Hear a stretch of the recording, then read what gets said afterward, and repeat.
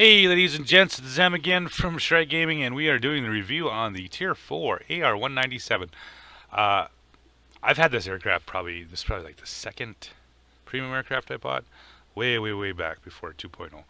Uh, and it was, I mean, it was all right in regular before 2.0, but once 2.0 came around, this thing's really come into its own. Uh, I absolutely adore this. I mean, this is one of my favorite aircraft to play.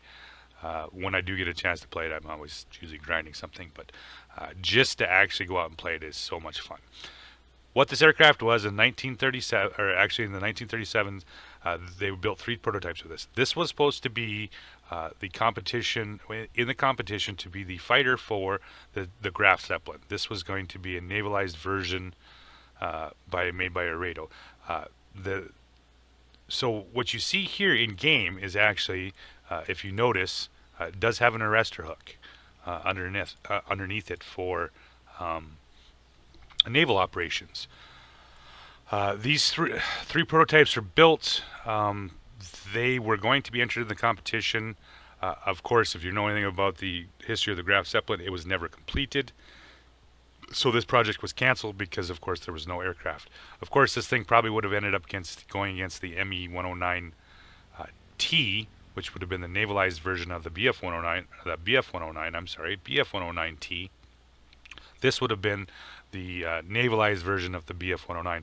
This thing probably would have not won the competition just because it was so far behind. I mean, this thing only had a top speed of 250 miles an hour. And of course, this was also Germany's last biplane fighter produced as well. So three prototypes produced, and it was canceled, more for the fact that the Graf Zeppelin did not get completed, and it probably would have lost to the 109 too. But interesting little aircraft. It's kind of nice that we have it in game. What we do have in game is an aircraft that mounts two 7.92s, two 20s, and it carries 4 bombs. Now, what's interesting about this aircraft, it's a multi-role, right? So typically we all think of multi-roles. It's probably a little more along the lines of a little more of an energy fighter. But this thing has phenomenal maneuverability for its being a multi-role. I mean, we're talking 1006.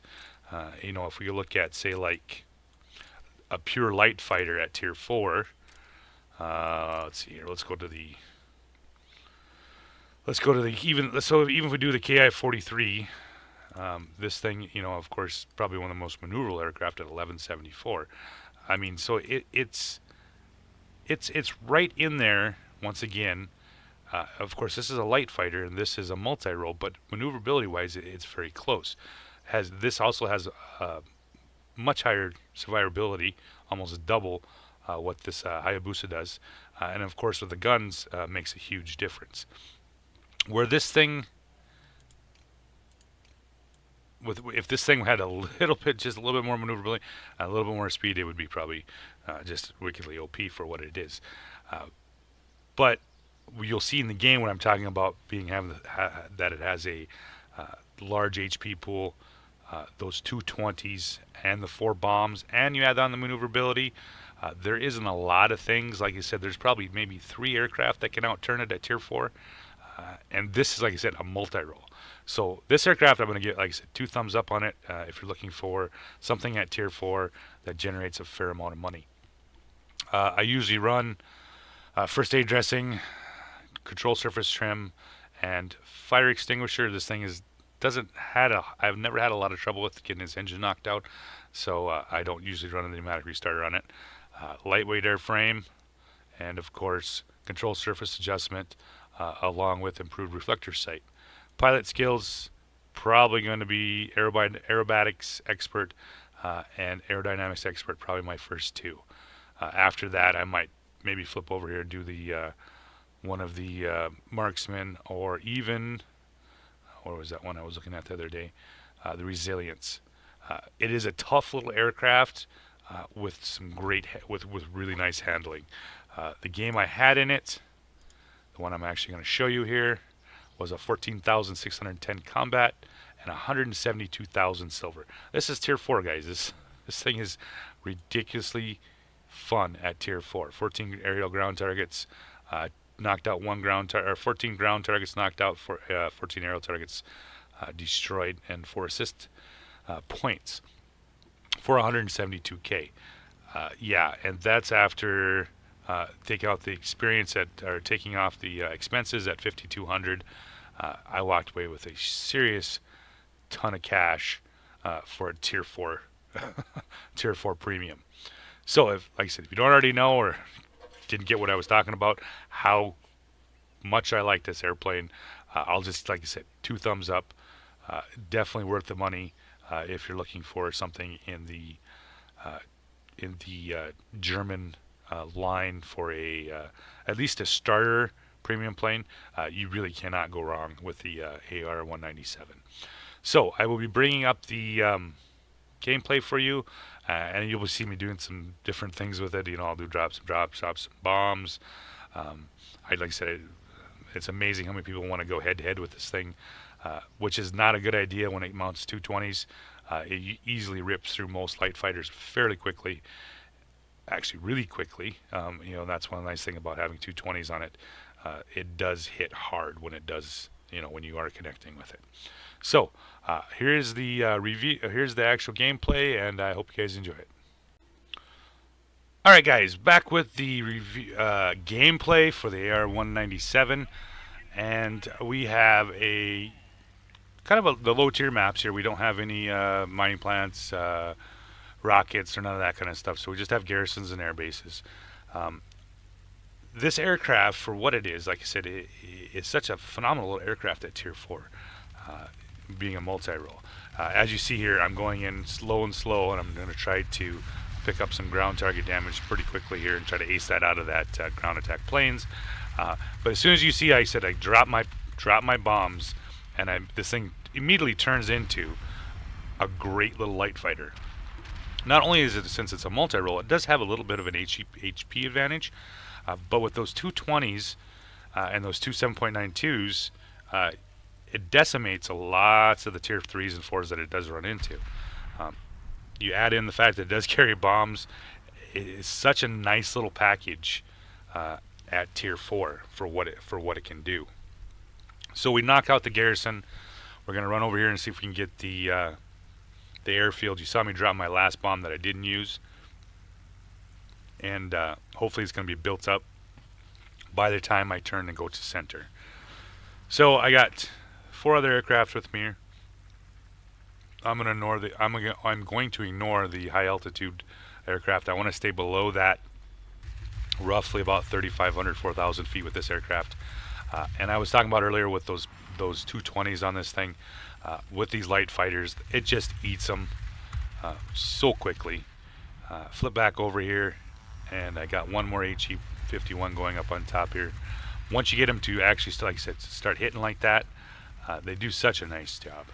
Maneuverability on this thing is phenomenal, being that it is a multi-role, which is unusual, that you get this much maneuverability in a multi-role. I mean, the Russians, the I-16s, are relatively close, but this thing will still outturn them. I mean, we're talking maybe the KI and the other Japanese line might be the only thing. I think maybe the Yak might be able to. No, not the Yak. The I-16 be able to stick with this. But remember, this is a multi-role. This isn't a light fighter. So the fact that it has the maneuverability that it does, the firepower that it does, and that you're packing 4 bombs, makes this a deadly little combination at tier 4. So I'm looking up here. I got the Bristol. These guys are up high. I'm not sure what they're up to here. And this is what I'm talking about when I talk about the firepower on this thing. These 2 finally spot me here, coming down at me, and they're going to make a head-on pass with me, which I don't have a problem with. Yeah, 220 millimeters. Yeah, sure. Come on, make a pass. Get the F2A. He's climbing up. Once again, 4,400 feet, and I'm actually just about ready to stall out. I believe the stall out on this is just a little bit of like 55 or something like that. So it does a pretty nice job. Flip over, kill them 2 guys. Guess what? I got bombs. Drop 2 on him. Flip down. Find the HE-51. Boom. Literally 3 aircraft and a ground target. 30 seconds maybe. That's why this thing is so ridiculously effective. So I'm low on health, heading back over here to repair, and we are sitting pretty right now. We got three objectives. Drop my bombs. I want those to be reloaded, all four of them, just in case. Because I'm gonna actually try to pull a little bit here.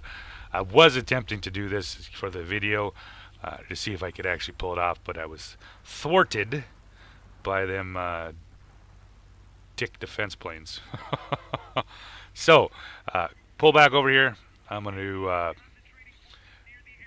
rebuild my health here completely.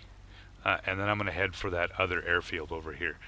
At the time, I was thinking, okay, so this is going to be some, give you kind of an idea what this thing can really do for taking objectives, not just be a playing the light fighter role with it, but with the four bombs. I had two planes over here, and I thought, maybe there's a chance that these guys are going to be still alive when I get over here. But halfway across, I realized that there was only a bomber left, and this wasn't looking good. But I'm here, so let's see what we can do. We got the Bristol again, and he is running straight for my other cap here, and I'm just going to intercept him before he gets there.